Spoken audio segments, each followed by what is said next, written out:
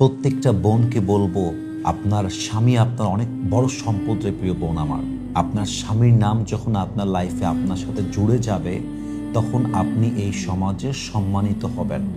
আপনি যদি স্বামী পান, আল্লাহর কাছে তো আপনার সবসময় সেজদায় পড়ে থাকা উচিত যে আল্লাহ তাআলা আপনাকে একজন স্বামী দিয়েছেন।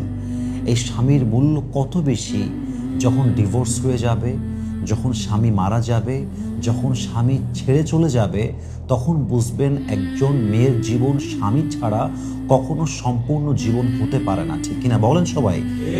এবং মাথায় রাখবেন, আপনার স্বামী আপনাকে থাকার জায়গা দিয়েছে, আপনার স্বামী আপনাকে একটা নতুন পরিচয় দিয়েছে, আপনার স্বামী আপনার জন্য রিজিকটাকে ওয়াসিলা হয়ে আপনার জন্য ইনশিওর করেছে।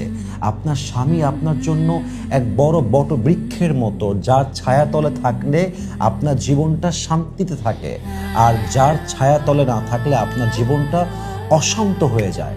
আমার কথা হচ্ছে যে আমি মানছি যে আপনার স্বামী আসলে ভালো না, আমি মেনে নিলাম যে আপনার স্বামী আপনার পরিপূর্ণ যত্ন করে না, আমি মেনে নিলাম যে আপনার স্বামী আপনাকে যথাযথ সম্মান করে না, আমি মেনে নিলাম যে আপনার স্বামী হয়তো বা অন্য কোথাও আসক্ত বা অন্য নারীকে সে চায়।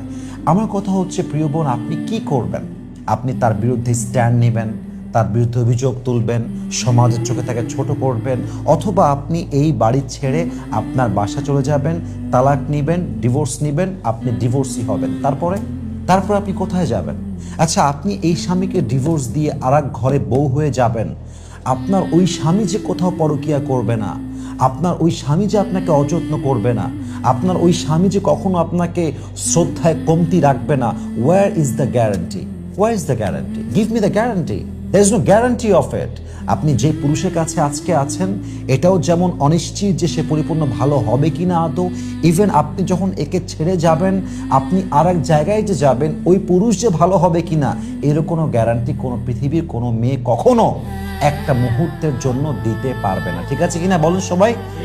এজন্য আমি সবাইকে বলবো, আপনার স্বামী খারাপ মানছি, আপনার স্বামী পরকীয়া আসক্ত, এটাও আমি মানছি।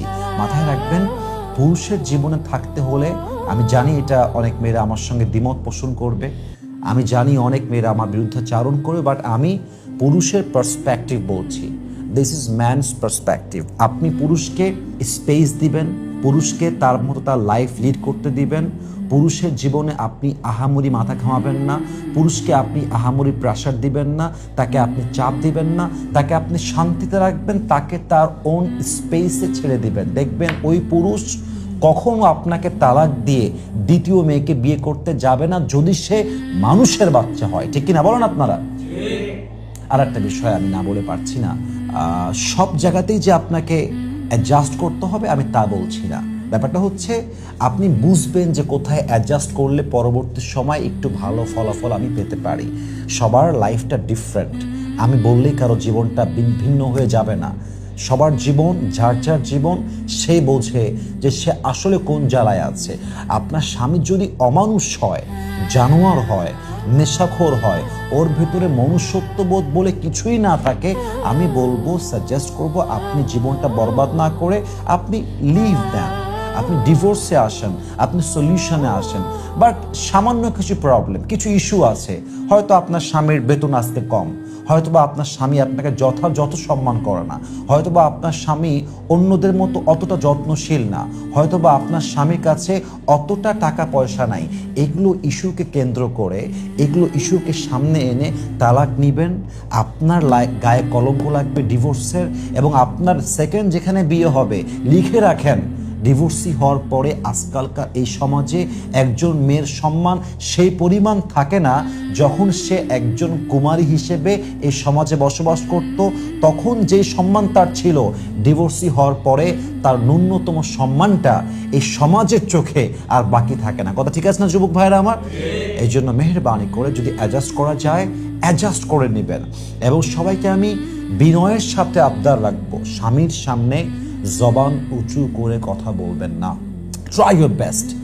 দেখবেন যেই মেয়ের জবানে কন্ট্রোল আছে, তার সংসারটা আজীবন টিকে যায়, কারণ সে চুপ থাকতে পারে, সে সিচুয়েশনটাকে হ্যান্ডেল করতে পারে। আর কিছু মেয়ের দেখবেন জবানটা লম্বা, আমি কাউকে গুনি নাকি, আমি কি কাউকে পরোয়া করি নাকি, আমি প্রতিবাদ করব, আমি প্রতিবাদী নারী। এই প্রতিবাদ করতে করতে ঠাস করে ডিভোর্স হয়ে যায়, সে ডিভোর্সি মেয়ে হয়ে যায়। কিন্তু যেই মেয়েটা দিন শেষে সহ্য করে নেয়, মানায় নেয়, একদিন সে সুখের সন্ধান পায়। আর যদিও বা তার স্বামী ভালোও না হয়, তবুও তো উপরে আল্লাহ তাআলা আছেন। আল্লাহ তো দেখছেন যে আপনি ইনসাফ করেছেন, আল্লাহ তো দেখছেন যে আপনি সবর ধারণ করেছেন।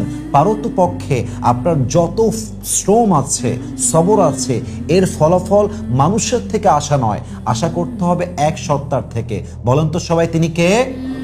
আল্লাহর থেকে আশা করবেন, সবর ধারণ করবেন, জবানকে কন্ট্রোল করবেন, একদম শান্ত হয়ে ধৈর্যের সাথে পরিবারটাকে সামলাবেন। দেখবেন যে আপনার সংসারটা সহজে ভেঙে যাবে না। আল্লাহ প্রত্যেকটা মেয়েকে বোঝার তৌফিক দান করুক। পড়েন সবাই আমিন।